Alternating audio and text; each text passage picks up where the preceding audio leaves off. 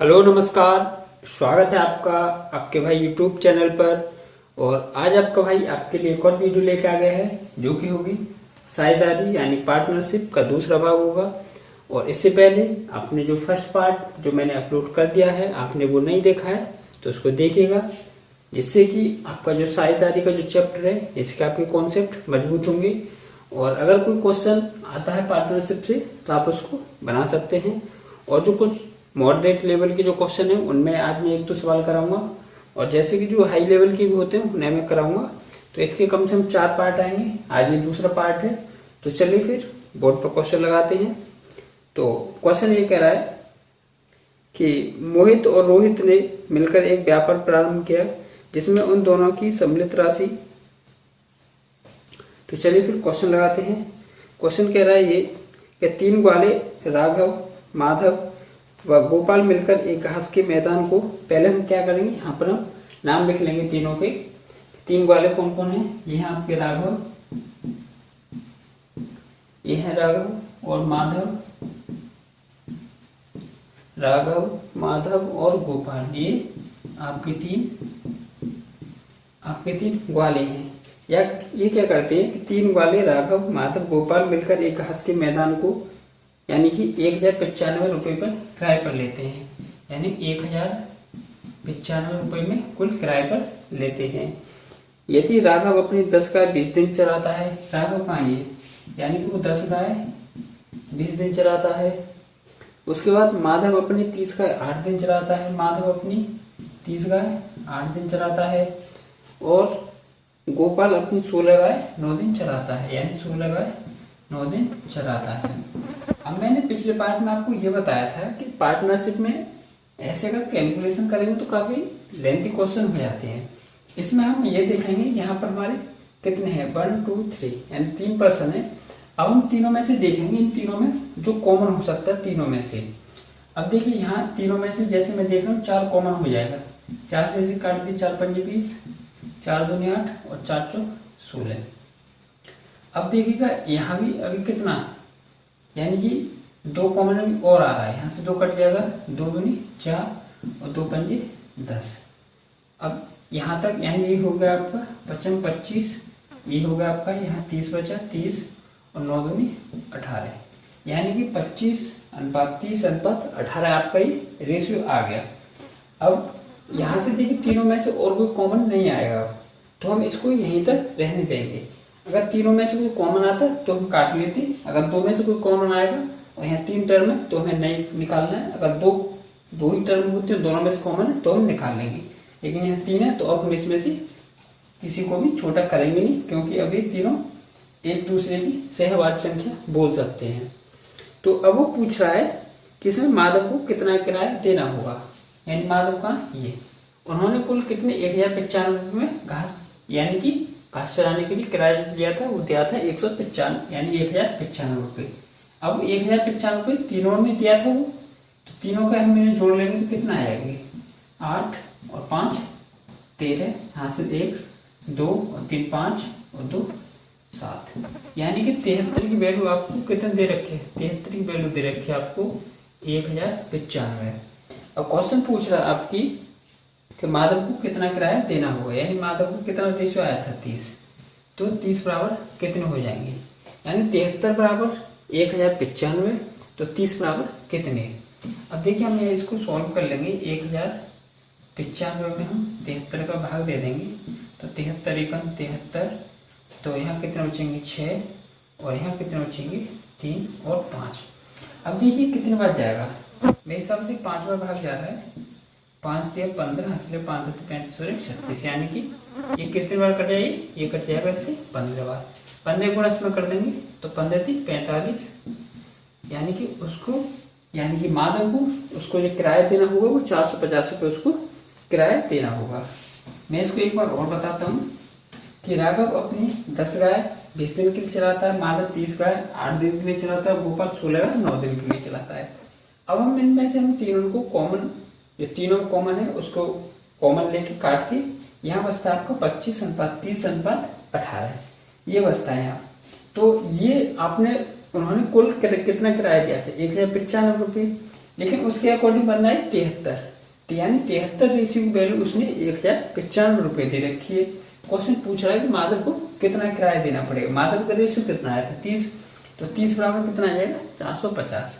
73 से 15 काट लेंगे, यानी 73, ये 1095 को 15 काट देगा, 15 गुणा 30 में कर लेंगे, 15 से 45 यानी कि 450 आपका बिल्कुल सही उत्तर होगा।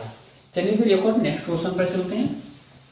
और ये वीडियो अगर पसंद आ रही है तो लाइक कीजिए, शेयर कीजिए और चैनल को सब्सक्राइब करना मत भूलिएगा और बेल आइकन प्रेस कर लीजिएगा, जिससे कि आगे को मैं कोई वीडियो डालता हूँ तो आपको समय से उसका नोटिफिकेशन मिलता रहेगा।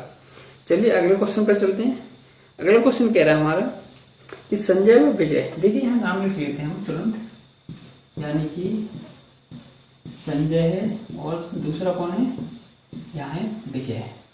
यानी कि संजय व विजय क्रम से 15,000 रुपये और 12,000 रुपये, 15,000 रुपये और 12,000 रुपये लगाकर एक व्यापार प्रारंभ करते हैं। वर्ष के अंत में कुल लाभ 8,000 का हुआ। यानी हम यहाँ लिख लेंगे कुल लाभ कितना है, कुल लाभ है आपका 8,000 रुपये का, यानी कुल लाभ 8,000 का हुआ यदि संजय की राशि 4 महीने तक रही, यानी संजय की राशि 4 महीने तक लगी रही और उसको 5,000 रुपये लाभ मिला। यानी संजय को लाभ कितना मिल रहा है, यानी कुल लाभ में से संजय का कितना हो जाएगा 5,000, क्वेश्चन बता रहा है, तो फिर विजय का कितना हो जाएगा, यानी 8,000 में तो 5,000 हटा देंगे तो 3,000। ये अब आपको यहाँ ध्यान रखना है। अब देखिए, अब वो जो क्वेश्चन पूछ रहा है वो ये पूछ रहा है कि विजय की पूंजी कितने महीने तक लगी रही। अब देखिए मैंने इससे पिछले वीडियो में जो सूत्र बताया था वो ये था कि पूंजी गुणा समय बराबर लाभ, यानी कि पूंजी में अगर हम समय की गुणा कर दें तो हमें क्या मिलेगा, वो लाभ का आपका रेशियो मिल जाएगा या आपका लाभ मिल जाएगा। मान लीजिए हमने पूंजी है, देखिए मैं इसको ऐसे सॉल्व करता हूँ, यानी कि 15,000 रुपये गुणा 4, यानी पूंजी गुणा समय आ गया बट्टे, इसकी लिख लीजिएगा विजय की, यानी कि पूंजी गुणा समय हमें निकालना तो इसका हम x मान लेंगे, बराबर संजय का लाभ उसने कितना दे रखा है 5,000 रुपये, 5,000 रुपये। अब ये नीचे किसका रेशियो है विजय का, तो विजय का लाभ कितना है 3,000 रुपये। अब देखिए इसको हम सॉल्व कर लेंगे, 3 जीरो से 3 जीरो कट जाएंगे, 3 जीरो से 3 जीरो कट जाएंगे, 3 से इसे काट लीजिएगा 4 बार, 5 से इसको काट लीजिएगा 3 बार, यानी कि ये कट गई 3 बार, और इस 4 से इस 4 को काट लीजिएगा, यानी कि x बराबर कितना आएगा 3 महीना। यानी कि जो विजय की जो पूंजी थी उसने कितने महीने तक लगा के रखी, 3 महीने उसने कुल लगा के रखी थी अपनी पूंजी। मैं इस सवाल को दोबारा बताता हूँ जिससे कि आपके जो बिल्कुल कॉन्सेप्ट है वो एक्यूरेट बिल्कुल क्लियर हो जाएंगे, जिससे आपको कोई प्रॉब्लम आने वाली नहीं होगी। क्वेश्चन कह रहा है कि संजय 15,000 रुपये लगाता है और विजय 12,000 रुपये लगाकर कोई व्यापार शुरू करते हैं। जो इनके व्यापार में जो कुल लाभ है वो आपका 8,000 रुपये है, जिसमें से संजय को 5,000 रुपये मिलते हैं। जब संजय को 5,000 मिल जाते हैं तो विजय को कितने मिलेंगे 3,000 मिलेंगे। यहाँ तक आपको कोई डाउट नहीं होगा। चलिए अब हमने ये कैसे जमाया, जो मैंने आपको पिछली वीडियो में सूत्र बताया थे कि पूंजी गुणा समय बराबर क्या होता है आपका लाभ आता है। तो पूंजी हमने संजय को उतार ली, गुणा 4 महीने तक लगाया रखा था, तो ये हो गया ना पूंजी गुणा समय हो गया। ऐसे हमने ये 12,000 रुपये और हमें इसका समय निकालना तो हमने मान लिया x बराबर लाभ कितना था संजय का ऊपर है तो ऊपर रेशियो रख लिया इसका 5 यानी 3,000 यानी सॉरी 5,000 बट्टे 3,000। इसे हम काट पीट करके तो हमारा उत्तर जो आएगा x बराबर 3,000 रुपये। यहाँ तक ये आपका बिल्कुल सही आंसर है और आपको ये बिल्कुल सवाल समझ में आ गया होगा। तो चलिए मैं इसको हटा देता हूँ और नेक्स्ट क्वेश्चन पर चलते हैं। और इस सूत्र का बिल्कुल ध्यान रख लीजिएगा, ये सूत्र आपकी आने वाले समय में बहुत काम देगा। चलिए अगले सवाल पर चलते हैं। अगला जो हमारा सवाल है, अगला सवाल कह रहा है कि रोहित व मोहित ने मिलकर एक व्यापार प्रारंभ किया। यानी हम लिख लेते हैं यहाँ रोहित और मोहित ने मिलकर एक व्यापार प्रारंभ किया जिसमें उन दोनों की सम्मिलित राशि यानी कि दोनों ने कितने रुपए लगाए थे कुल, यानी उन्होंने कुल 96,000 रुपये लगाए थे, जिसमें एक्स के हिस्से का जिसमें रोहित के हिस्से का 7/5 यानी कि रोहित के हिस्से का 7/5 और मोहित के हिस्से का 7/27 और मोहित के हिस्से का 7/27 के बराबर है, यानी कि रोहित का 7/5 भाग बराबर होगा मोहित के 7/27 भाग के। अभी देखिए यहाँ से हम रेशियो निकाल लेंगे, तो ये तो कट जाएगा, ठीक है ना। मैं एक बार चेक कर लेता हूँ 7/5 और 7/27, ठीक है। तो रोहित को मैं आर से लिख लेता हूँ और मोहित को मैं एम से लिख लेता हूँ। तो ये 5 ऊपर चला जाएगा, यानी 5/27, यानी कि इनकी पूंजियों के जो अनुपात आ गए वो 5:27 हो गए, यानी कि जो रोहित की है वो 5 अनुपात में है और मोहित की 27 अनुपात में पूंजियों का अनुपात है। अब वो कह रहा है कि मोहित कही, यानी कि मोहित का व्यापार में क्या हिस्सा था, यानी मोहित का हमें व्यापार में क्या हिस्सा था ये निकालना है। जबकि उन्होंने कुल कितना 96,000 रुपये बताए थे, तो यहाँ कुल कितनी राशि आ रही है 27/5 32, यानी कि यहाँ रेशियो में कितने 32 और यहाँ कितने दे रखे क्वेश्चन में 96,000। लेकिन हमें बतानी मोहित ने कितनी लगाई थी, तो मोहित की कितनी 27, यानी कि 32 बराबर 96,000 है, तो 27 की वैल्यू कितनी आई।